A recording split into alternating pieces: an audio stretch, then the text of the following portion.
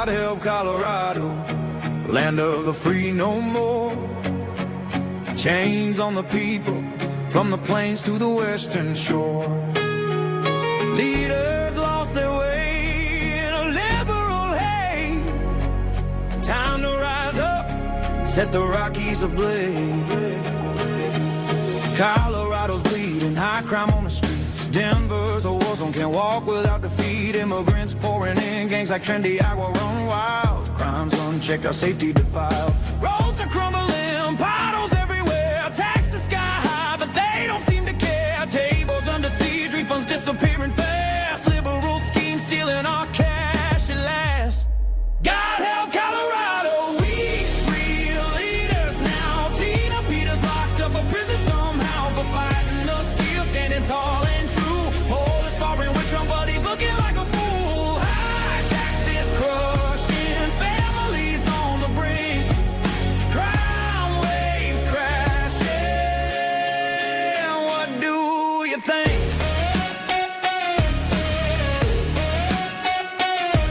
God help Colorado, break these chains we bear. American spirit, we'll fight anywhere. Election integrity gone, dark money rules the game. Homeless camps brawling, drugs fuel the flame. Polarized politics, Green Deal sell us out, but hope's on the horizon, no doubt. God help Colorado, we need leaders now. Tina Peters locked up a prison somehow for fighting the steel, standing tall and true. Police barring with Trump, but he's looking like a fool. High taxes crushing families on the brink. Crime waves crashing. What do you think? God help Colorado, break these chains we bear. American spirit, we'll fight anywhere. Trump don't make idle threats, they're all going down. Colorado rising, taking back the crown. God help Colorado, but we're fighting through. Red, white, and blue, forever true.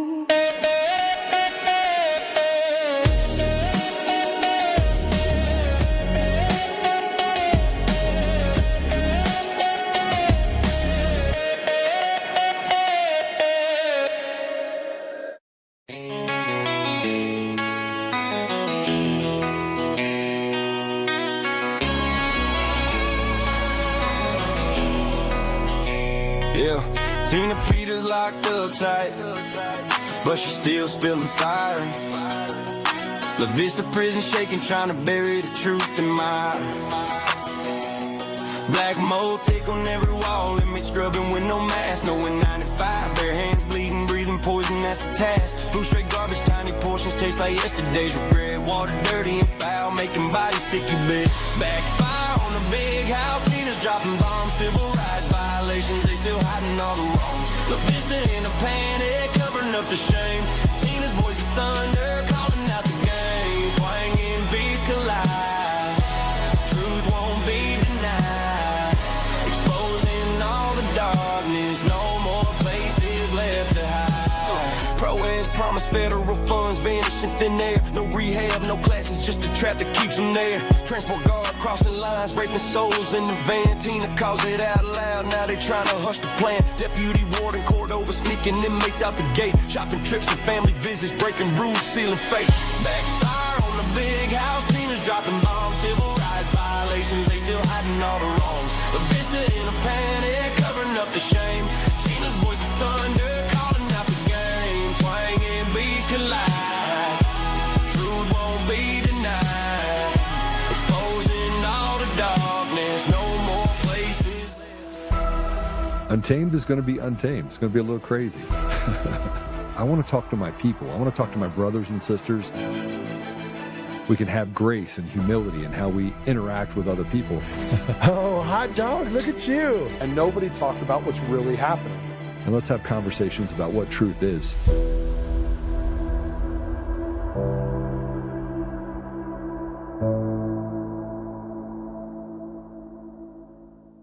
They don't want any expert to explain how compromised the entire election system is. The architecture is compromised, the implementation of it is compromised, and the operational use of it is compromised. Okay, I had firsthand experience on every one of those things in multiple locations. It's completely compromised. That's exactly the opposite of what you're told in the media. It's safe and secure. It's secure. It's secure. They've convinced all of the election supervisors, and I'm not saying they're bad people, but the mainstream, voting machine companies, and the mainstream media have convinced them that there's no problem here, nothing to see, when we've got a completely compromised election system. And it's been that way, I hate to tell you guys this, it's been that way for a very long time. It did not start in 2020. Correct. I have data going back to 1990, okay, that shows it. That 1994 case that I was talking about, I had the database for Baltimore City. I had all the databases for the state of Maryland, and I inherited those. In 1992, it was a presidential election. They testified in the court case that they had not purged the rolls the way they were supposed to. So the election supervisor in Baltimore was pointing at the technical guy. They were pointing at each other as to why they did not purge the rolls. But everybody agreed they had not purged the rolls, okay? So what happened in 1992 when I looked at the database? Remember the Bill Clinton first election? Yep. In Baltimore City alone, 20,000 more votes cast than there were voters, with a population of votes of about 200 to 250,000. Guys, that's close to 10% of the votes. Think about the implications. If they did that in Atlanta, Philadelphia, Detroit at the same time, I'd say likelihood's pretty good that they probably did. If you remember, Bill Clinton didn't get 50%, right? We had a third-party candidate, Ross Perot. There's a really good chance that Bill Clinton did not win the 1992 elections. That he was installed in 1992. And H.R. 2, when he got elected, you know what it was? It's the Motor Voter Law. It's the National Voter Registration Act. That was H.R. 2 under Bill Clinton. And they got it passed, and it went into effect. And as soon as it went into effect at the beginning of January 1995, they passed it in 93, the voter rolls began to bloat. So welcome back. We keep getting back into elections. I'm sorry I'm a few minutes late, and let me tell you why I'm late. One, I was talking to the people over in Wyoming they have an election group, an election committee that presents evidence related to elections there. And I've been trying to figure out how, if you haven't heard yet, we have judges. We have a sitting judge in the state of Colorado that wants to blow the whistle on the judiciary in the state of Colorado, and two previous judges that want to do the same thing. So we got 3 judges. Now so I put out a video and I said, hey, listen, by the way, pull that video if you would. I put out a video, and this video was, it's on Facebook. Actually, just take it off Facebook and put it on X, if you would, please, and True Social and everything. But they want to blow the whistle on bad behavior by judges. And the fact that it's rotted, the judiciary's rotted out, and these people are absolutely slave drivers that have done everything they can to destroy the very people they say they represent. And stolen elections have been going on for decades. By the way, that was a throwback from Conservative Daily Podcast that the Skiff on X put out. It's about 4 years old. And we had Dave Lindbergh, we had him on the show back a few years ago. Interesting stuff. It's interesting stuff because they think that we're stupid. And the smarter we become, and the more we get to the place where we can understand what's actually happening, the more they want to restrict and put their hands on our throat. Our elections have been stolen for a long time. Now, he talked about 92, 96, 98, 2000. But remember, in 2004, you had Clinton Curtis that actually testified that they were asked to build a system that could flip votes. so they could stop just injecting ballots into it and creating this this puffery that steals elections on the national stage. Now they could do it any election, anytime they want. And they brought these machines in. They treat you like you're an idiot, and you know you're not. And when you see it, they just use the media in order to ridicule you and take away your ability to have justice. And now we find out that the justice system is nothing more than a bunch of slave traders that act as enforcers for organized crime. But Jason Crow, he was a Colorado congressman. This guy's a piece of trash, man. Piece of trash. He's like, oh, you know, I was in the military. I don't care if you're in the military. What I care is if you have the ability to represent the people you say you represent. And he doesn't. He thinks the government should have control over social media. And again, they want to take the Constitution, throw it out the window. But here's what he has to say. Let's play it. I love the idea that you're introducing this new idea of new patriotism into the marketplace of ideas. But I think too often we have these discussions with the idea that every American, myself included, is this rational decision-making engine. But of course, we live in a world where a very few people with strong corporate interests, in conjunction with social media and traditional media platforms, are heavily influencing what people think and how they think they feel about things. Mm-hmm. And so how do you reconcile that reality with what you're trying to do? Thank you. Thank you. Well, the lack of our common understanding of facts right now and the siloing of information is an incredible threat to our democracy, right? And I see that play out in my job all the time, where you can have several different TVs showing different programs right now, and they paint 2, 3, 4 different realities, right? So I believe if we are in the position of being able to legislate this, which I'm working very hard to do, to put us in the position where we have the votes and the ability to legislate it, I think we need massive reform to social media regulation and algorithms, and particularly for American children. I'm a father of young children, and I can't tell you how difficult it is to raise children in America today with the social media environment that they live in, right? And how corrosive that is. So I believe we need to actually ban social media for young children.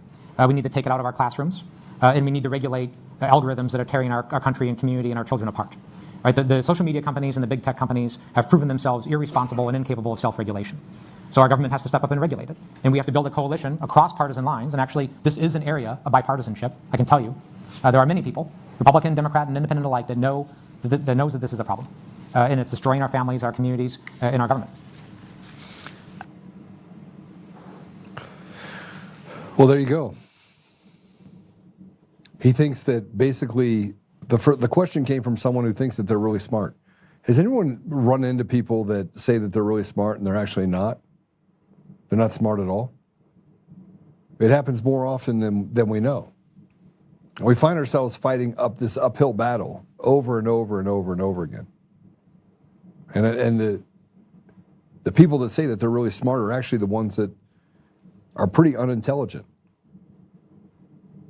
They're the ones that have been indoctrinated through this deal to say that you should cut off penises and that the vaccine is the only way to go. Only now you have doctors and people coming out saying, I did not give my patients informed consent. It's now coming out. So they want to censor people's ability to get information by saying that the information that you can get is the only information that we give you. I want you to think about that. Like, what kind of world are we in?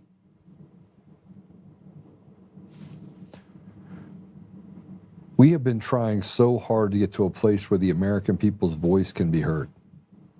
They say you must have machines. They treat you like you're stupid. They ostracize the experts that are out there. And the 6 years of work that were done, they say, oh, you know, you're an election denier. They use it like a slur like you would use against a race. And then they say stuff like, we're the authority. Sit down, shut up, slave. You're the slave. Sit down, slave. And yet we can't get basic. Like, just give us no mail-in ballots. Like, what's the damage that's done by no mail-in ballots? You have precincts on every corner? Well, I'm going to tell you what the damage is done. The damage is done is that you can't inject large amounts of gas into the fire to get an outcome. And they're scrambling right now saying, man, if the American people are the only people that can vote, we're in big trouble. If the American people are and it has to be a transparent process, they're going to get rid of all of us. Like, we're all gone. And then the power brokers that are out there don't have control in their grip on the throat of Americans, treating them like slaves. See, everyone says that, oh, these other countries, man, they're terrible. They have so much corruption. Our corruption is doused in a facade that literally is the emperor has no clothes.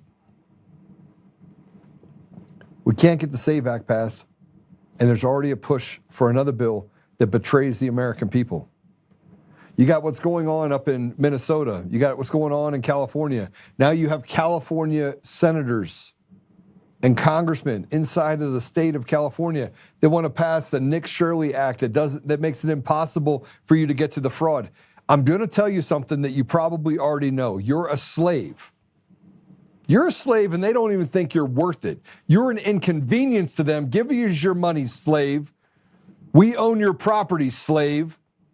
Everything we tell you to do, slave. The judiciary rotted to the core. They're having back deal conversations, ex parte conversations. They're handing money out. They're taking bets on who's going to get what prison sentence.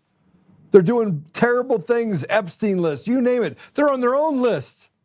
Downloading kiddie porn, sexual misconduct, doing everything they can to treat the American people in every instance like slaves. But in the middle of all that, they want to pass the Dignity Act.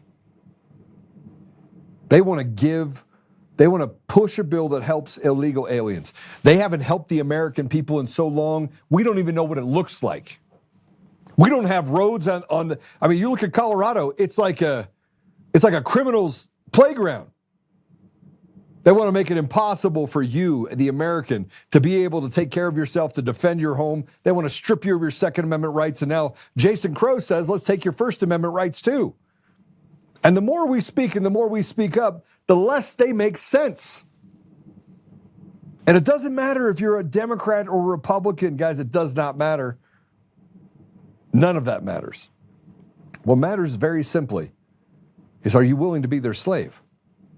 Because now they want to do this replacement theology and bring in these people from the outside and say, we're going to destroy the ethos. We can't get rid of these people. We've only basically clawed back 10%. We got 90% left to go. But the American people are constantly treated as if they're a second-hand citizen, a third world citizen in their own country. But they're already talking about in multiple states, California, Colorado, other places, how do they take more meat off the bone? And the smarter you really are, build a business, do things, build things in your community, the more of these pieces of trash want to take it from you. So now you have the Dignity Act because we can't get the SAVE Act passed because God forbid we do something for the American people. So now they're like, well, we first have to give free health care, free child care, free to illegals while giving the middle finger to the American people. Let's go and play it.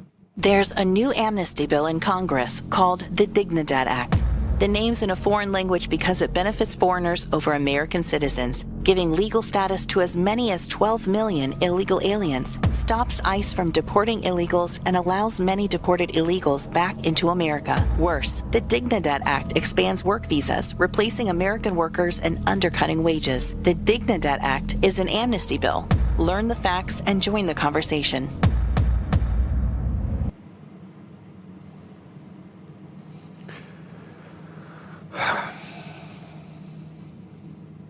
Well, there you go. It creates a legal status for illegal immigrants, rewards lawbreakers, can't deport them. You have delayed enforcement trade-offs. He claims the bill promises future enforcement in exchange for immediate legalization. You're negotiating against yourself. They get something, you get nothing.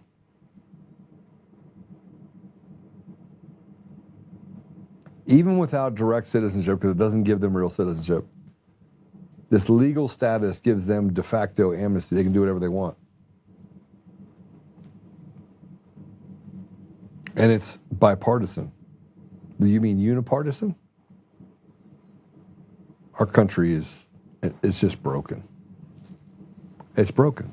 Our states are run by criminals. You got Crow that wants to basically strip you of your ability to have a First Amendment on the internet because someone might believe the truth that you're saying, and that might be dangerous to someone.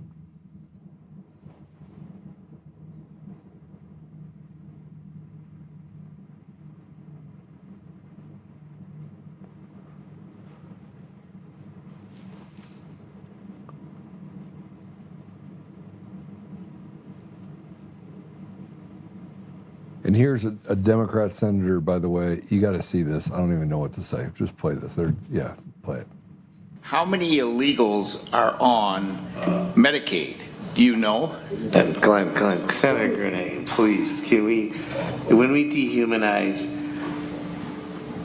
well, it's not the, stop. I was shot 9 times because I was dehumanized. I was shot 9 times because we allowed somebody to dehumanize human beings. I almost died twice, Glenn. Yeah. So I ask you once, please, do not say illegal in this committee because it dehumanizes an individual. And that's all I'm asking you from my heart. Okay. Thank you. Senator Utke. What a douchebag.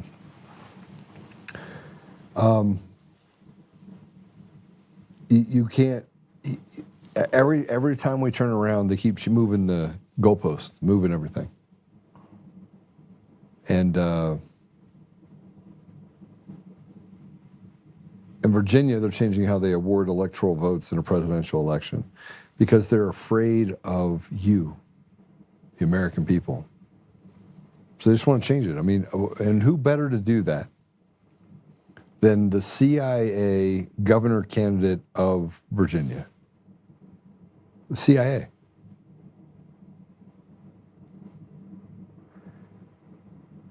Spanberger signed HB 965 into law, effectively rendering Virginia's presidential votes null and void. The measure handing the state's electoral votes to the national popular vote winner regardless of the state's results. I mean, let me just kind of put this for you so you understand this. They want to strip you of your ability to have a voice. They are changing the rules not because it benefits you, but because it benefits them. And so they can basically just have the Dignidad Act and let 12 million people in. Don't get to the place where you get rid of mail-in ballots. Don't get to the place where you actually render it. Just create an environment where you basically take everything from the people. We're in the middle of tyranny. The example of when it fails to favor the people, you have a duty, not a right, to overthrow it is already here.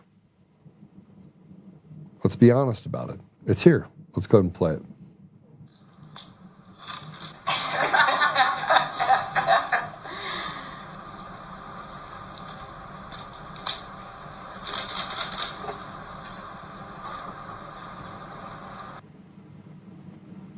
The devil, another synagogue of Satan individual, by the way, which I've talked about before.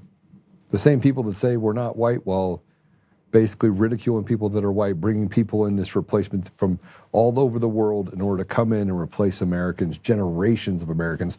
We saw what's happening in Ireland right now. If you haven't seen it, it's unbelievable. But Virginia is now the 18th state plus DC to join. 222 electoral votes. The compact only activates once states totaling 270 electoral votes join. It's not in effect yet. But they're stealing states one by one. They're slowly boiling us in a vat of hot acid. So just to list the states, California has 54, Illinois has 19, New York has 28. Medium states that are in this is Colorado has 10.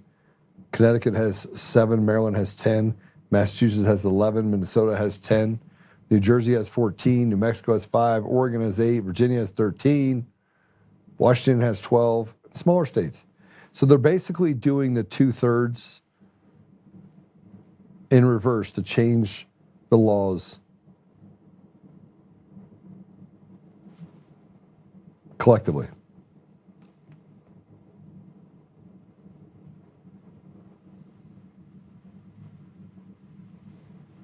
And now we have an update on if that's not enough. If the fact that these retards, these pieces of shit, these traitors to our country, these treasonous traitors to our country, which, by the way, just keeps getting worse because they keep doubling down now. President Trump was supposed to come in and just wipe it all out. It hasn't gotten wiped out. Now we're just fighting with each other and having to deal with a bunch of BS. And I don't care if you're a Democrat, Republican, or an independent. All three of you, by the way, don't matter. You are a slave. You are an inconvenience to these people. We started talking about the update on Shawnee Kirkhoff, the one that had the gait analysis, that was the pipe bomber that failed her polygraph test. So now what's happened is that the federal government is going to double down on Brian Cole and hit him, go ahead and put this up here, hit him with another superseding indictment, naming 2 additional charges of terrorism and attempt to use a weapon of mass destruction in this case. You can't make this stuff up. You've got a autistic, barely functional black kid, and you're throwing the book at him for something he did not do. Our entire country is fundamentally broken, and we got a bunch of cowards that aren't willing to do what's necessary in order to fix it. That's the reality. That's how I feel about it. I feel like this is crazy. This kid's the pipe bomber, and you know what? I'm Judas Priest. We know it's not true. We absolutely know it's not true. Oh.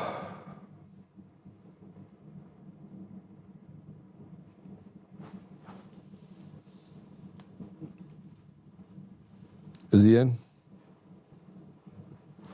Bring him in. Seth Keshel's going to join us. Maybe he'll talk me out of wanting to basically throw people off a cliff. Seth, welcome to the show. Joe, I've been doing that for about 5 years on your show. So, I mean, this is really nothing new. I look like I'm on a potato right now. How you doing, brother? What's going on? How you been? Well, I'm doing good. I mean, I've been busy as hell. Every time I want to take a step back and chill a little bit, it's like, hey, why don't you do something different? Why don't you write a book? So mission is still the same. I know that your mission is constantly changing, but it's really not so far divorced from what it was when we first met. So it's good to see you, and hello, Joe's audience. Yeah, it's good to see you. We've had it has some crazy stuff going on, right? It's your book, by the way. Let's quickly talk about your book. You just wrote your book. It rose to the records and is now one of the top bestsellers. Tell us about it. It's going to become the preeminent book on election corruption in the Trump era. And I got first thing that more piece have moved print and audio since it released on March the 5th. And you can see that beautiful cover right there with our Smoky Boss Tweed F curve on the front. But it's been quite a ride. So you've been working on this for the last 6 years. We've collaborated on lots of different things with Mark Cook, myself, Professor Clements. Do you feel like a different person 6 years later? Do you feel like we've gotten through, and now we're in that place where it's like a rugged cowboy, man? You're in the middle of it, and you now can almost anticipate where things are going to come from. So, we have 2 ways to fix our country, ultimately, because I'm no longer really a conservative. I'm a pragmatist. I don't believe in the labels. I don't think we can serve a whole lot as a Republican Party. But likewise, you just ran a campaign for governor, so you still see utility in the political system. The problem with the political system is it's corrupted. It's corrupted by foreign and domestic influence, too much money, corruption of the incumbent parties. But look, we can't just advocate for and choose the violent solution to fix our country. Now, that could happen, and you have to be prepared to deal with it. But absent that, fixing the political process is what has to happen. And unless we start getting rid of some of these incumbents and replacing them with people that can fund a campaign, that can connect with voters, and that can advocate for the reforms to make our elections fair.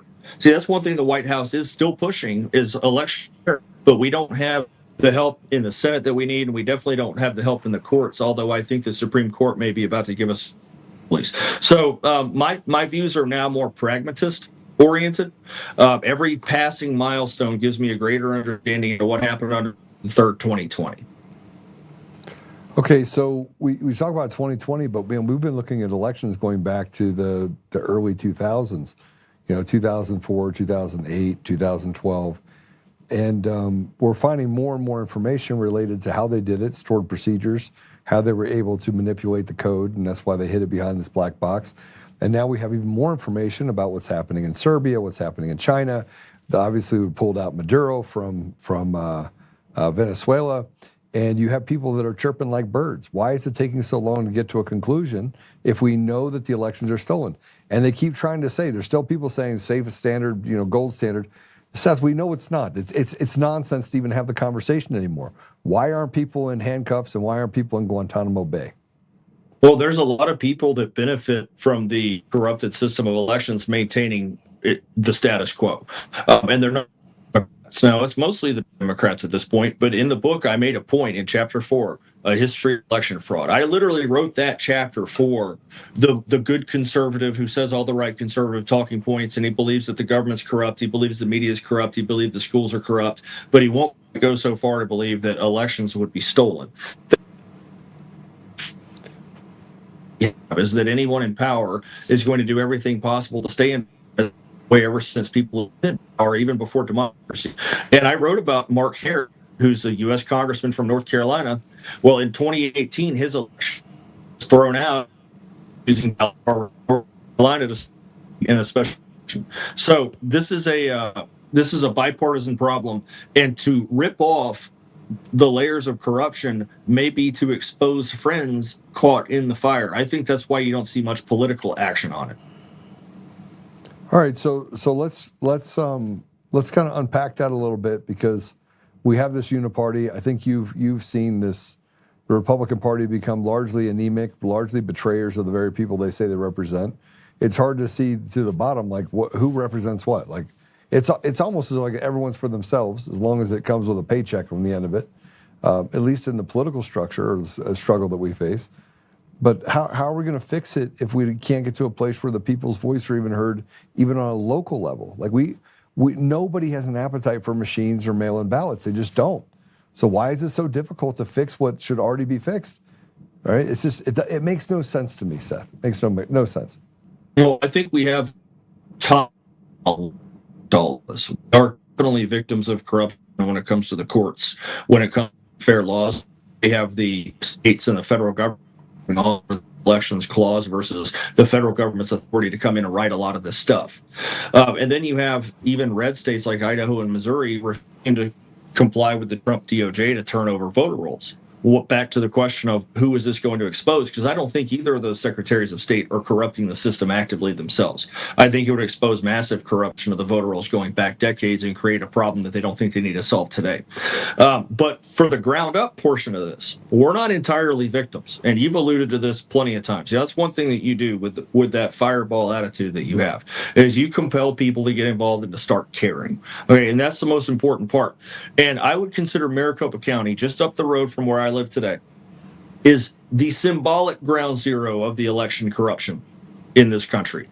It's equal to Philadelphia, Wayne County, Milwaukee County, Fulton County, but it was where the election was called on November 3rd, 2020. That there's a big media arm to the election corruption as well, setting expectations. And less than half of the precinct committee man spots are filled with a Republican precinct committee man. Same thing here in Pima County, which is 15% of the vote in the state. So until we have average Joe, Billy Bob filling Republican precinct committee man problems, can we really say that the layperson is involved in the political solution? Because from that ground level, you get people like Rachel Keshel, Rachel Jones. When I met her, Rachel Keshel, who was one of the grassroots figures who came together as a team of three and raised just enough money to get elected. Can't there. Enough boots force collect signatures, and we can't even begin to attend these party conventions where the party planks are directed towards good solutions like election integrity. So how do we marry up the top-down problem with a bottom-up solution? And we're 5.5 years into the election integrity problem, and we still haven't grasped that. Yeah, so this is where it gets into the the meat and potatoes of the stuff that we were studying 3 or 4 years ago, Seth. I mean, look, we had a lot of information in 2022 after you say Maricopa, which is, ground zero for a audit. We had information, we had reports, we had a lawyer for the Senate, inside the Arizona Senate, that was able to massage and change the outcome of those reports by Doug Logan. And he said on this show, he said, Joe, I couldn't tell the people everything because it would have created a constitutional crisis. So we know, we have volumes of information right now. And we're heading into one of the most important elections. We keep saying that one election's more important than another. President Trump wins, but they're still stealing elections. And we're now getting a regurgitation of the information we already saw 2 or 3 years ago. And now people are surprised by it. Like, I can't believe whoa, we've got it now. And you and I are looking at each other like, what is happening here? No, I agree with you. The 2024, my at 20 concerns that were validated. The model was the votes electoral states and to lead certain states to trend as they otherwise would. So you have Texas and Florida becoming Republican blowouts, and then you have New York and California losing millions of votes of margin each. Yet the existence of the corruption machine still exists because in California, Harris trailed Biden by 1.8 million votes. In social studies, presidential elections understand that somebody running from their home state has a home field advantage. So how does Harris lose 1.8 million Biden votes in her own home state? Trump barely gains any votes at all, yet cuts 9 points off of the total margin. Yet the Democrats in December flipped 2 U.S. House seats that the Republicans held. So one of the main legislative problems we have in this country comes from the top of the ticket election cheating. In 2020, 2022, 2024, I can count 9 Republican Senate seats that should exist otherwise. That would not be a 53-seat majority. It would be 62. We'd be having a much different conversation about where the SAVE Act is today with 62 GOP senators in a thicker Republican House majority. Correct. So I mean, are we doomed going into this election? I mean, we won't pass the SAVE Act. And by the way, it's Republicans, not Democrats, that are stopping it from happening. Right? Yeah. And the reason why they give is that there's no problem with our elections. From a piece of shit, John Thune, an absolute garbage heap. Well, Lisa Murkowski's even worse. Murkowski's a political dynasty from Alaska who survived a Republican primary she lost in 2010 and ran a write-in campaign and harvested every single ballot from every village in the frontier of Alaska she could find to get back in, only to come back to Congress and represent a Trump plus 13 state. And tell people that you don't need this because a few people in Alaska might have trouble getting an ID. This is how the uniparty operates. My forecast for the 2026 midterms has the Democrats likely to win the House. A lot of that is based on historical trends for 92 years and how the president's party fares. But the Senate, it's a tough map for the Democrats, but they definitely made a number of races potentially competitive by their inaction. But Joe, I'm not so confident that the Republican majority likes to be in the majority. I think they like to be in the minority where they can rail against the party in power and raise funds as these super conservatives with no pressure to actually do anything. Just is amazing. We've been talking about the massive amount of fraud for so long that it's almost So this, by the way, I want to play this to get your thoughts on it. I have a couple of things I want to play, but this one is Tina discussing the image on the Dominion server before the Secretary of State came in. Play cut 2. For people that don't know what's going on, I took an image of the Dominion server before the Secretary of State came in to what it turned out to delete election records. 4 people simultaneously were being raided at the same time, including myself. So they are looking for anything and everything to try to discredit us or discredit me as a whistleblower because of what we found on these Dominion machines. And I took steps to investigate the results of the 2020 election. So, and the Democrat Secretary of State, Jenna Griswold, and the political parties connected to Soros are coming down on me hard. Merrick Garland. I mean, they do not want this information out there. Very powerful people that do not want this information out. Merrick Garland turned the FBI on parents that showing up at school boards, as you were just talking about, to protest critical race theory and things like that. So anyone that doesn't agree or threatens their position or brings out information that is factual, they are trying to discredit.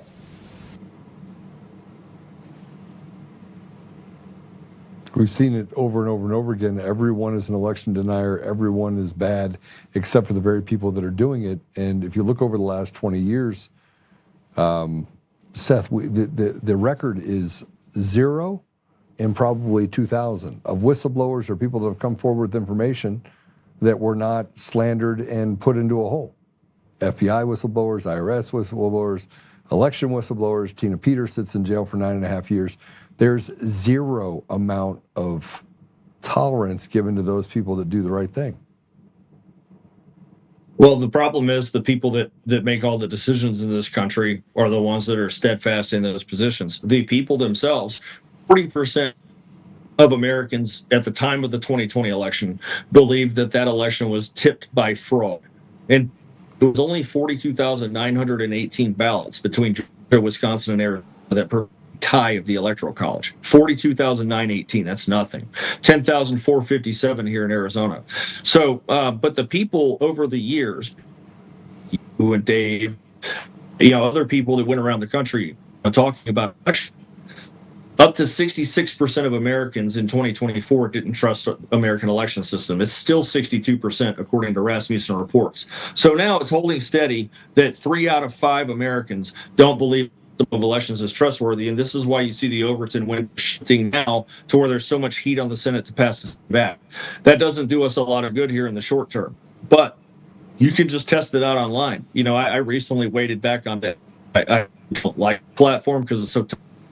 If you post fraud related things, you don't find all the trolls showing up anymore because there's far fewer of them to troll you about a topic everyone knows exists.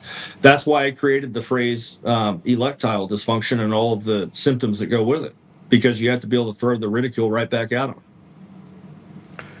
Yeah, so we throw the ridicule back at them. It doesn't seem to have any teeth. And maybe I'm being a little bit more, brash about this in particular, but there's got to be a way to get this information. I feel like every time I have a conversation with someone in the Trump administration, or if I talk to someone in Congress, I have to start at 0 and build it back up. It's as if they're not even paying attention to what's happening in our society. Yeah, I share the same frustrations. I knew from the get-go that it was going to be very hard to pass any meaningful legislation through the Congress, which is the major issue. Some things that we need to pass amendments for, but there probably are ways. Now, I mentioned earlier that I think the Supreme Court is going to accidentally throw some relief at the elections problem, and the way these work, up a few more things. So there's a case, Watson versus Republican National Committee. Watson being the Secretary of State of Mississippi. I'm not so sure that he's not running this case on purpose just to get defeated, just so there could be a precedent now. But Mississippi is far from a problem when it comes to elections, but they do have laws that allow for the counting of late absentee or mail-in ballots. So all 6 Republican-appointed Supreme Court justices appear to be highly frustrated with Mississippi's argument that we should be allowing late counted mail-in ballots, and they're constantly reinforcing the language, election day, election day. It has to mean something. So I think we're going to get a decision on that case that late arriving mail-in ballots are no longer valid, and that's going to really hurt states like California, Nevada, Oregon, Washington that abuse that. I think Colorado counts theirs a little bit quicker than a lot of the other states, but as you know, you middle of mail-in ballot help. So if we can get some relief there, then we could potentially extend the argument to deal with early voting, which the early vote period, especially in Pennsylvania, 7 weeks before Election Day, the mail-in ballots are going out. If that gets cut, then we're going to see some big-time relief when it comes to mail-in ballots. Okay, so let's say they give you a relief. We're still dealing with we're still dealing with the fact that we had an executive order that was supposed to get rid of those. Did it not? Well, the left went out and sued every court they could to get most of that order tied up, which is exactly what's going to happen with the most recent order. But I think that was probably by design to expedite it to the Supreme Court. That's why the last order was pretty narrow, dealing with the States Postal Service rather than the states to verify who's going to be getting a mail-in ballot. The states also have to sell it. So the fact that these states with are not, then that the very difficult work that we do to try to move the fraud down, the very hard one thing that's worked against us for all these years. Yeah, I missed some of that because you broke up, but I think I got the gist of what you're saying. But I do think that President Trump specifically said that you can't have mail-in ballots, correct? Well, you can have them. You know, like Florida had for ADA and narrowing the line of who can get one. Well, so like Florida, areas we are in Arizona, 3/4 of the ballots come in, and we have a citizens are addicted to the mail-in. To me, today, unless you keep breaking up. We're getting like every third word. All right, come back sit up in your chair. Okay. He's going to go out and come back in. So what he's doing, he's talking about the narrowing of what's happening. If we had the SAVE Act, we would at least have another layer on this. But the Democrats are out there fighting against it tooth and nail because you're taking away the ability for them to cheat. Now, nobody wants to talk about that, but that's the reality. And it doesn't just cheat for the Republicans. It cheats the Democrats out of proper representation too. And the only people that want to be involved in elections are people that are relatively weak, as far as being elected to office in most instances, because you can't get into. Nobody that's competent wants to sit in line and go through the different processes that are necessary in order to become elected. Now, as I said that, I was like, listen, there's a lot of really good people that are running for office, and I want to be clear that, frankly, if you have strongholds where the Republican candidate can get into office, great. But in most places, it's a 49-51, you win by 20 or 30 votes because they've basically created an environment where that becomes standardized. Is he back? All right, bring him back in. All right, we got you again? Yeah, we'll see how this works. Having all kinds of fun today. What's that? You connect back to the internet? Look, my Wi-Fi is being stupid today, so I'm actually on cell service right now, so we'll see how that goes. Okay. All right, so give us an update on you. I mean, we've talked about all these elections. It's been a tired 6 years. How are you doing? You're now in Arizona. You live in Arizona? Yeah, live in Tucson. Still busy fighting the fight. I'm the first gentleman of Arizona's 17th legislative district, so I do a lot of support for Rachel. We're up to our eyeballs in elections this year. It's going to be a tough year. Midterms are like that. Our district is also the only district where Trump ran left in his 2020 numbers in 2024. So we've got a little bit of that suburban slide, a lot of McCainite voters in our district. So anyway, we're trying to get reelected. This is Rachel's last run, and then we're going to move into a different sector of trying to fix things. What do you think happens in 2028? Well, I think that it's a little bit far. In March of 2020, the president appeared to be on track to be reelected. And then the coronavirus was sprung on everybody. All the rules for the elections were changed, and the election became what I constantly describe as a quasi-election. Right now, in 2028, the Democrats have a lot of political issues, especially when the 2030 census hits, because a lot of their states are going to lose a ton of population. If Trump and the Census Bureau handle the census right, they could really gut that party. Now, it only does as good as the Republicans do in delivering on as many of their agenda items as possible. Right now, if I had to put money on it, I would put money on J.D. Vance or Marco Rubio winning the presidency in 28. I actually think Rubio is our guy. Well, one of those two will be the nominee. Yeah, I think Rubio can win it if we can get the election stuff handled. He definitely has been a pretty strong. I would say There is no other Trump. There's only one Trump. But I kind of I see him as a very dynamic leader, completely different than when he ran for office way back in 2016. Yeah, I think he probably broke a lot of the ties that moored him to an ineffective platform. That's the read I get on him. He seems to be much more of a pragmatist than I remember when he was early in his time in the U.S. Senate. Yeah. All right, Seth. Hey, thanks for joining us, brother. I really appreciate it. You look good. You look like you're well fed. No, well, Rachel put 30 pounds on me, and we built a gym in the garage, so we're going to have to do a 225 bench off sometime, Joe. See how that goes. Win, bro. We say win. We start with push-ups and do whatever you want. Just say win. All right, good. Win. Well, how about at the Douglas County Fair, June 26th and 27th? I was really glad to hear that you were coming out. I was talking to Heidi, and I told her, I was like, Seth Keshel, you got to have Seth on there for sure.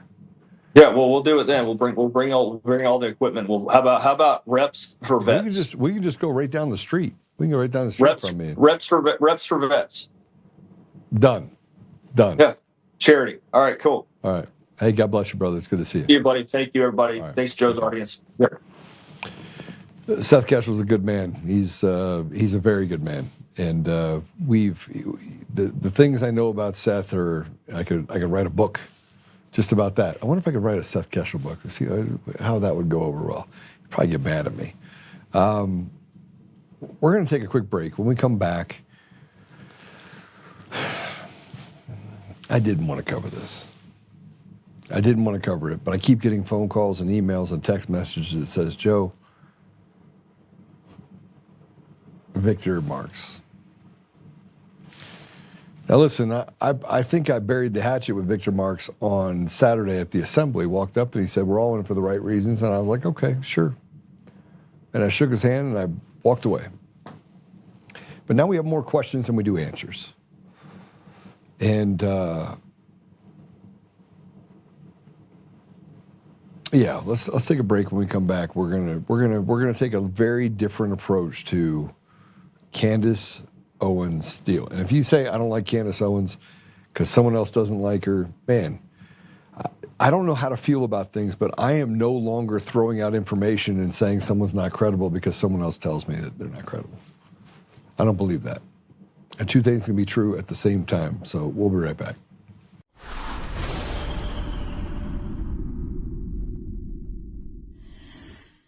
Hi, I'm Joe, Supreme Leader of DCF Guns. What is DCF Guns, you ask? We're the best damn gun store and range in the universe. Do we have guns? We have all the guns. We got small guns. We got big guns. We even have beastly guns. We offer all types of training, and we have 5 ranges across our 3 locations. I'm a good shot. And of course, we have all types of ammo. We even have flamethrowers. Woo! We offer incredible membership opportunities, and members save even more on guns, ammo, and accessories. Come join the DCF family today, where we keep the range hot and the deals hotter.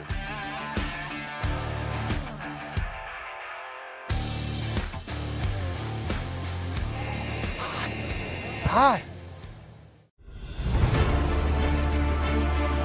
In every thread, in every stitch, Honor-Bound USA weaves the fabric of the American spirit. It's not just apparel, it's a testament to God, family, and country. At Honor-Bound USA, we're a family of patriots who put our faith, family, and America first. When you visit our website, you'll find a line of products that embody our commitment to pray, stand, speak, and act. As the official site for the Untamed podcast, all of our products proclaim speaking the truth with courage. We also have the powerful documentary from Professor David Clements, Let My People Go. Identify yourself as one of the few who are willing to stand for what they believe in. Join the Honor-Bound USA family today. Wear it as a badge of honor, commitment to the values that shape us, and a pledge to the bright future we will build together. Because when you're honor-bound, you're not just wearing a brand, you're embodying a lifestyle.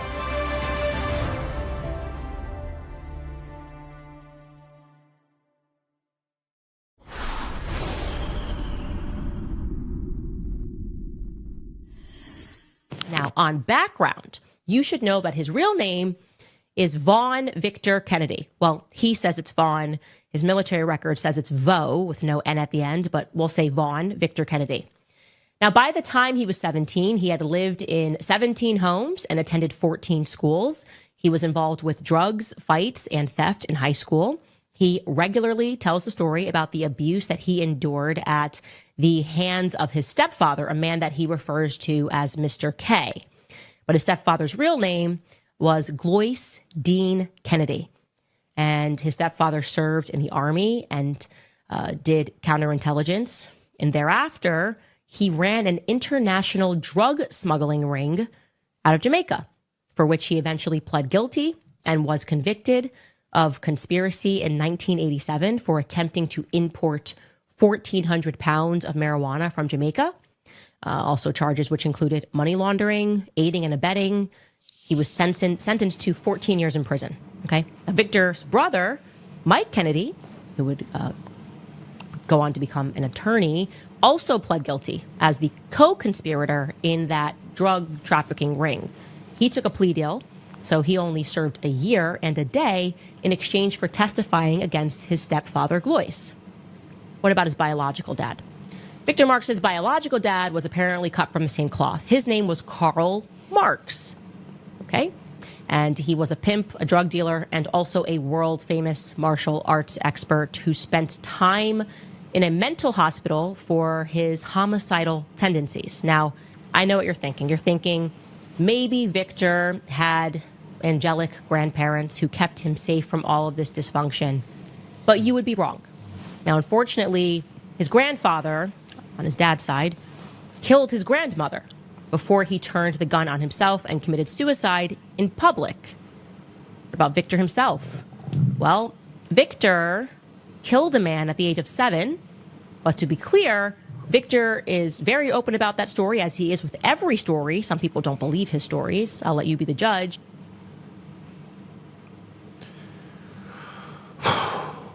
Candace went on for 58 minutes. And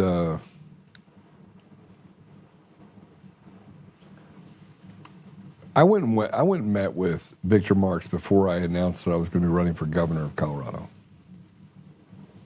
And I met with almost all of them. I met with Greg Lopez. So Greg actually ended up becoming an independent, getting in the middle. I went and met with everyone except for Barb Kirkmeyer, and I ended up going to meet with Barb Kirkmeyer later. And I met with Scott Bottoms. I'm a big fan of Scott Bottoms. I endorsed Scott Bottoms when I got out of the governor's race. You don't have to agree with everything, and I'm not going to preface this by saying that Candace Owens is a bad person, because she's not. If you think she is, something's wrong with you, not me. Because enough people have said things about me that, frankly, are absolute crap. And she's not a crazy person. She's not crazy at all. But vetting is important. And so when I went to go meet with Victor, I sat down with him. I got to do the tour of his property in Colorado Springs, outside of Colorado Springs. And I was really good at what I did overseas. I was really good. I was exceptional, actually. And something didn't sit right. And so I don't participate in anybody else's idea that they want to go dig up stuff on other people. I think that's completely, it's antithetical to who I am as a person, because if I'm digging on you, it's because you did something really, really, really bad. Running for governor doesn't rise to that level. But before I actually went to run, or as I was getting ready to run, I called a few people that I know, and I was like, let me see the file. And they're like, what file? And I was like, you know what file I'm talking about. And I knew there was a file. And so I looked through the file of information, and I'm not talking about the file that Darcy or Corey or anybody else put together. This is a file of, here's our preferred candidate, and Democrat strategists do it, and I have friends on both sides. I'm a technologist, right? So I have friends on everywhere, and I wanted to see it. And it was compelling. It was compelling. And it wasn't compelling from the standpoint, I almost feel bad for Victor because Victor's a victim of his own environment. And I don't know which part of what he says is true or not true. I just know that a substantial amount of what he does say, there's probably some truth to, I'm bipolar, I have, mental illness or something happening, homicidal thoughts, things like that. That's probably true.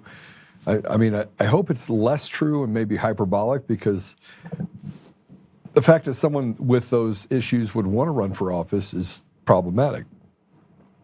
But there's a lot of them. You have Jimmy Sangenberger in Colorado. He's a self-proclaimed media personality. I don't think he has an audience at all, but Jimmy is on the radio. He was he's just a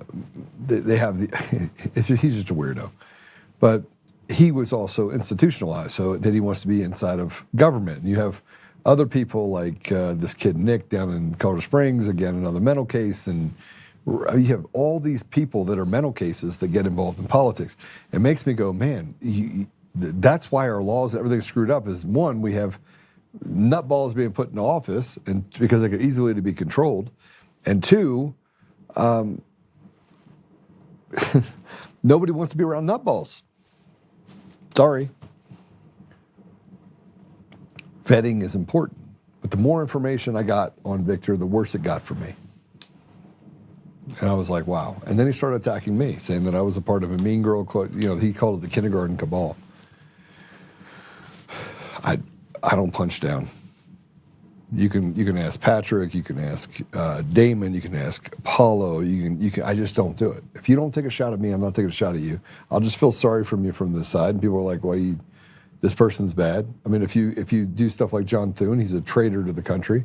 Senator John Thune, he tells us that sit down, slave, we're not going to pass the SAVE Act because we don't want you to kick me out of office. Same reason why we don't have term limits. But this is how Victor responded. This, by the way, how Victor responded to the 58 minutes, which, by the way, I haven't even watched all 58 minutes. I didn't watch it. I have not watched it yet. People are, did you watch it? And I was like, no, I have not. I've seen tidbits like this, but I have not watched it because I've already seen the file. I know, and I've already had conversations with Corby. I've already seen it. I've seen this show. The issue is that he's running for office, which we're going to talk about in a minute, and he presents himself as someone that he's not. It's a mirage. And it doesn't take a rocket scientist to figure that out. This has nothing to do with him running for office, so if you want to support him, support him. But why did he show up to the assembly with 12 people in tow? Why did he stay behind? There's a lot of questions. But here's how he responded. Well, all righty then. Love you, Candace. Let me know when you want me to come on the show. Praying for you.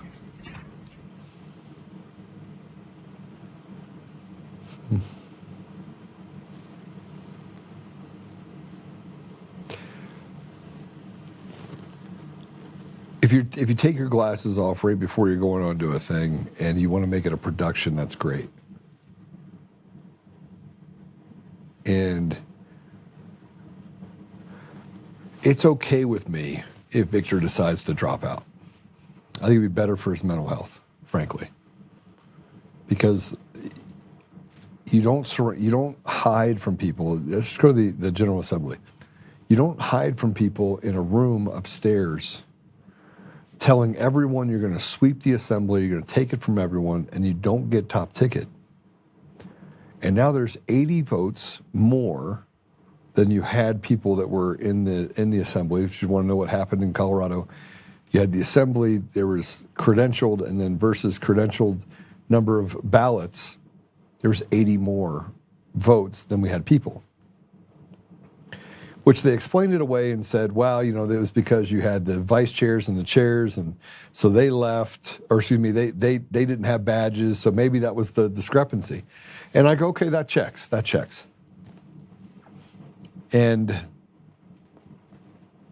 But then why wasn't the down ballot? See, there was the governor's race, then the down ballot. Why did the down ballot race then fully check? Why was it right? It was only the governor's race that was a problem. Let's put this up here. This is from somebody that was at the assembly. One candidate sitting with his wife and delegates on the hard bleachers all day and walked to the front door of the building without security. Another candidate enjoys special treatment on cushioned chairs above everyone watching down and only exits his safe zone with 20 plus of his paid security detail and entered the facility through a side door surrounded with his security detail. Another is at home, thanking God she wasn't even a part of the Republican Assembly. I never said she was dumb. Now ask yourself, which one deserves to be a leader? Which one is avoiding special treatment? Not that the establishment would give it, LOL. Which one answers all questions from anyone? Which one doesn't vote like a Democrat? Which one values the caucus and Republican Assembly process that allows anyone, not just wealthy people, into the party?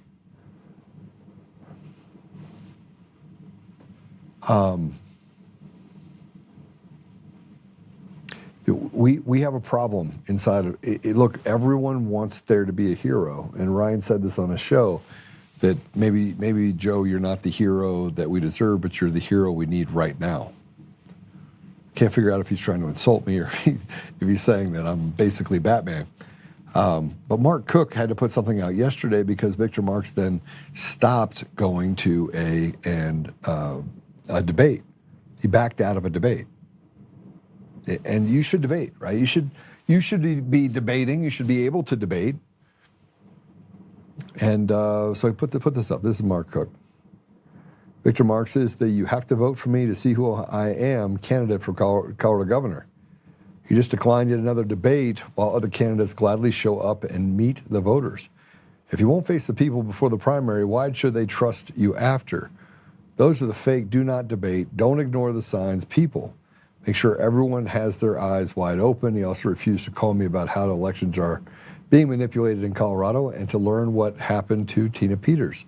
Then lied about it. When someone shows you who they are, believe them. And it goes through that Lopez said yes, and Barb Kirkmeyer said yes, and Scott Bottom said yes, and Victor Marx declined to be at that debate. Why? Why? And it was a pretty simple deal. And we have our issues in Colorado with people not getting along. I get it. I showed up last night to a Tea Party meeting expecting that I'd get some hard questions, and I did. I spoke for about an hour and 15 minutes, told them what I planned on doing. But everywhere I turn, I get slandered. Everywhere. And they say it's all Joe's fault. Well, you know how Joe is. You know how Joe is. No, how am I? And there's this guy out there, his name is Jeff Hunt. I mean, you can't write this script. You cannot write this script. Jeff Hunt has been talking about me and saying things about it's Oltmann derangement syndrome. It's all over Colorado. Start with this guy named Ray Garcia. He's super fun. Says that I'm going to go out and raise money illegally, and I mean, raising money would be a novel concept for the Republican Party in Colorado, period. But somehow I'm going to do it illegally because Joe's going to. This is the excuse they're going to make. Joe's going to go raise a ton of money, and when he does, he did so illegally, which I won't do it illegally. I will raise a lot of money. But this Jeff Hunt guy has been just knee deep in Victorville. And so Ryan Schuling put something up because Victor and Jeff put out posts that were almost identical. Go ahead, put it up. Anyone wanting to know whether Jeff Hunt is the official hype man for Victor Marx? As I've joked before, the Flavor Flav to Marx's McChuck D. You need to look no further than the side-by-side comparison of social media posts. Who's zooming who, as the great Aretha Franklin once asked. We'll break down real Candace Owens' wild assertions about Marx during the 3 hours, 8 a.m. Mountain Time of Ryan Schuling Live today. Okay, so if you put these side by side, in fairness, Jeff went first. So Jeff said, this is the synopsis of Candace Owens on Victor Marx. By the way, it was written by AI. And if you put the other one next to it, it goes through all the same things. It's the same. It's the same. It's identical. Official response to Candace Owens' show today, snapshot of what Candace Owens says about Victor Marks, accused of international arms trading, trafficking, Haiti, Israel, possible Iran. That's not true. There's no possible Iran. But they're identical. And so I had to respond because I think we owe it to ourselves to be at this place in the game, regardless of running for state party chair. If you can't get in front of people, if you can't feel comfortable being around people, and you have to have 20 security guards, for what? Is the Republican Party that bad, or are you setting yourself up for a Julius Caesar moment? What's happening here? There's no credible evidence that shows that you saved 45,000 children. You said that I served 45,000. You went from saving to serving 45,000 because 45,000 would put him in the upper echelon of exceeding anybody else's wild expectations of how many people that they've been able to save collectively over a storied 40-year career. And there's other things that have come up, such as, did you, are you a 7th degree black? It's stuff that to me is trivial.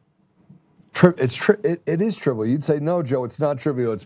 It's important. I actually got to the place before he attacked me where it didn't bother me what he was saying because I was just like, whatever, right? Just get in there. I'll be honest with you.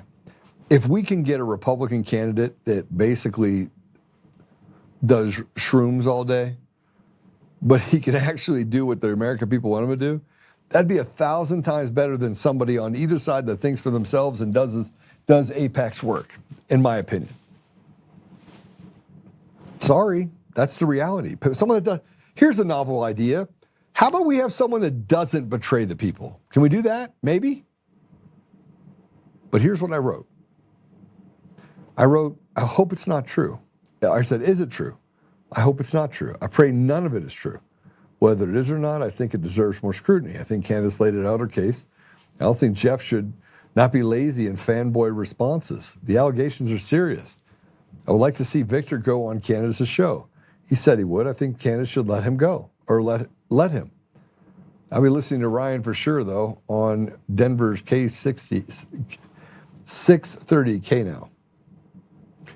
And then underneath it, I did respond as well, if you'll actually pull up Ryan's deal, because he responded there. Actually, I think he responded to this as well. I don't actually know if he did or not. Oh boy. Stop for a second. So this person said, go down. There we go. Nothing Candace says is serious. Matter of fact, if Candace attacks someone, my support for that person only grows. And I'm thinking to myself, something's wrong with you then. The part about thinking for yourself is taking it all in and waiting for the dust to settle. I'll never throw the baby out with the bathwater. I want to know what the truth is. Do I think that Candace is credible? Yes, I do. And the fact that the mainstream media hammers on her, do I think Macron's wife has a penis? I don't know. I mean, they said Michelle Obama does too. And I do joke about it, but frankly, she kind of looks like a woman. But then again, I look at like Malaysian and the Thai women, the lady boys, and they look like women too, right? So I don't know. Here's what I do know. All of our elections are stolen. Every single one of them. There's not an election in this country that is put down on paper that doesn't have a larger degree of fraud. When you talk about stored procedures, when you talk about all the things that go into the code itself, whether it be rootkits or it was designed that way purposely or the chaos itself, is there gas to the motor of being able to stuff in fake and fraudulent ballots. There's so many different ways to do it today that frankly, I think it changes. And I think we should be aware of the fact that they now can change it at will. They can do whatever they want. The chaos is basically the gas. And it pushes people to not want to deal with it. They just scratch their head and they're like, just give me an outcome. Because people are typically good. Typically. And they don't have time for the nonsense. Retards like nonsense. So as I sit here and I say that all the elections are stolen, and I look at what's happening with Victor and all the stuff that he's going through with Candace and Corby and trying to sell, 50,000 guns to Israel, and I think about that and I'm like, yeah, but the State Department doesn't have a high regard for him, and nobody actually, I mean, I call people to ask him what they think, and they're like, yeah, he can't do any of that. Like, he has nobody would sell him anything. They don't even take him seriously. That's the response I get back. And so I say to you as I'm sitting here talking to you that, could it all be true? Yes, it could be true. Is it? Did he kill someone at 7 years old? Did he go through all the processes? Is Erica Kirk a bad person? I don't know. I'd pray not. Like I said before, I hope not. I hope it's not true. I hope none of it's true. I hope that Charlie Kirk was killed by some disgruntled guy. Why? The narrative has huge problems, but they all have huge problems. Every narrative I've heard has a huge problem, which means chaos favors the op, doesn't favor the people. It feels like I'm going all the way back to the Kennedy assassination, and I'm looking at it from the top of the depository, and I'm on the 6th floor, and there's a 7th floor, and you're saying, okay, you shot. By the way, I was there just a couple weeks ago, and I got to see it, and I went, wow, this is different than I thought. It's a more compact area. The shot came from 160 feet right out the window. I'm looking down at it, and I'm like, well, that's a much easier shot. And everywhere you look, it looks like it's coming across this grassy knoll, and that's where the shot was taken. It's not. Just think if you were, if you saw it on TV and it looked like the grassy knoll was way over here. No, it's literally right there. I mean, it's a very small area. So the chaos makes it even worse because you can't figure out really how to get your bearings. Well, I can't do this, can't do that. But this one's different. This one more and more keeps coming out. And frankly, I've seen the file. There's more to come out. And so I say this because I want Victor to have health. I want him to be healthy. And someone that has tendencies to do certain things or act certain ways faces a great deal of emotional strain, not just inside the race, but outside of it. And someone should have known that when they actually put him in the race. They should have known that. They should have known it. So I hope it's not true. I do. I hope that I do hope that he's not running guns and doing all that stuff. I did not go see the Candace deal. I probably won't watch all of it. I don't have time. Number one, I'm running for state chair, and there's too much to be done.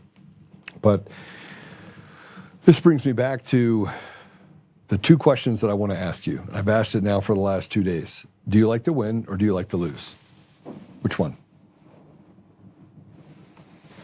And then I'll ask you this next question.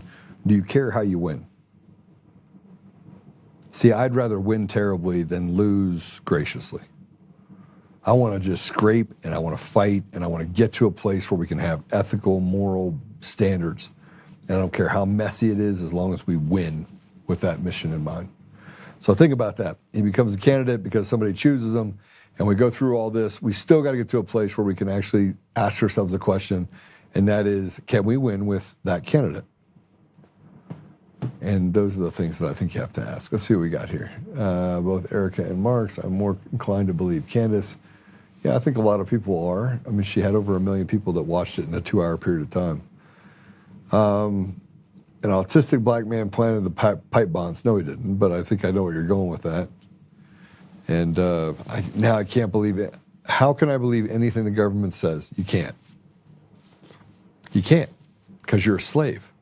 And the sooner you actually figure out you're a slave and that they're now saying they should take away your right on social media to speak, and that you're not smart enough to come to your own conclusions with what's sitting in front of you. And I know you should say that the grass is green, but I'm telling you it's yellow. Your grass is yellow. It's not green. That's the stupid of what we're dealing with right now. So, all right. So I'm going to get going. Apple Podcasts, Google Podcasts, Spotify, Pandora, iHeartRadio, tune in and more. I had a great show today. You get a chance to go watch it. Go give me your thoughts on it. The judge is going to be a monumental task. Like, I am exhausted sitting here talking to you right now.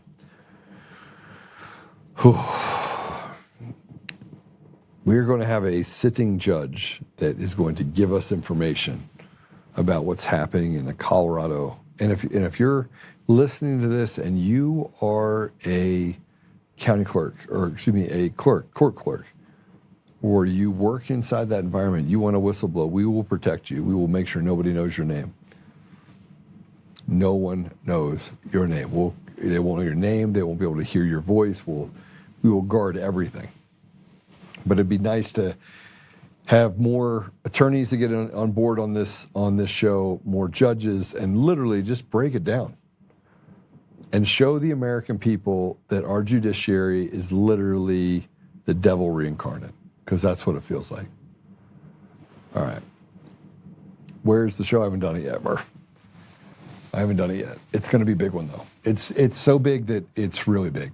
It's so big I had to bring it to you, and then I was like, okay, I got to create cover. So the first thing I have to do is I have to create cover for the people that are coming forward, including the sitting judge and then previous judges, and then we want to be able to get lawyers in. And by the way, you can look at any one of my social posts, anyone, the video on Facebook or otherwise.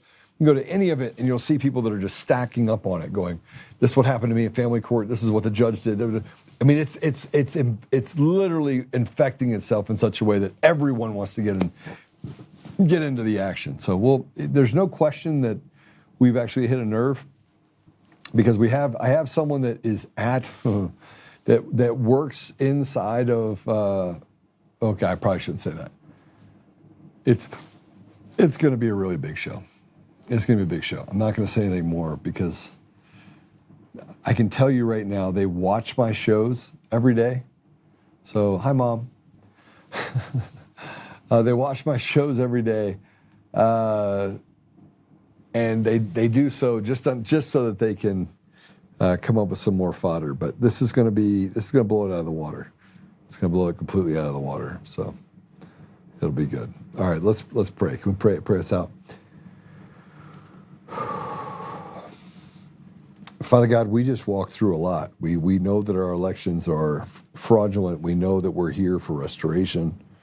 We know that there are many things that you've asked us to do collectively in order to get to a better place inside of society. So this restoration that we kind of push towards.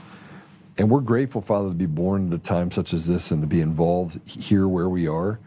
But we're battle worn, and we feel like we're dealing with a lot of different parameters that maybe we're not. We don't exactly know what the outcome's going to be. So, Father, I just ask you to give us wisdom and give us discernment, and allow us to stand together and do what's right by the people that we are chartered to represent, our brothers and sisters in our community and in our country. Help us, Father, that we can see this through. We can maintain our courage and commitment to each other, and help us, Father, that we may make sure we maintain a grounding, bringing things back to you rather than thinking we have all the answers. So, Father, I ask these things humbly in the name of the Son, Jesus Christ. Amen. All right. So we're going to have judges for the judges. We'll get it all done.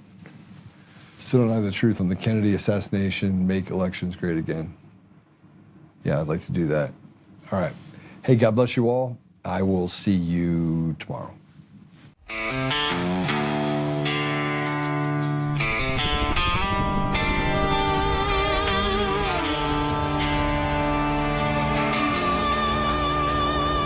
Rise up untamed, in the heart of the fire where the wild ones roam. Oltmann's calling, bringing truth back home. From conservative daily to this untamed fire, we shatter the silence, lifting spirits higher. No chains can hold us, no lies can prevail. Authentic and fearless on this rugged trail. Patriots gather under stars and stripes. Untamed nation, igniting the night. Untamed nation, let the truth roll out in this land of the free. Standing proud from sea to shining sea, we won't back down. Catch the fire, wear the crown. Untamed nation, it's our battle song, motivating hearts where the brave belong. Yeah, untamed and wild, forever strong. Play it again all night long.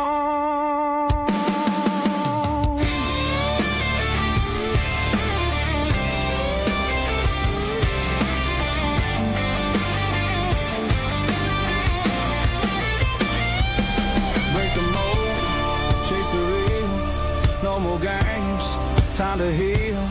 Joe's voice leads the untamed crew. Truth matters through and through.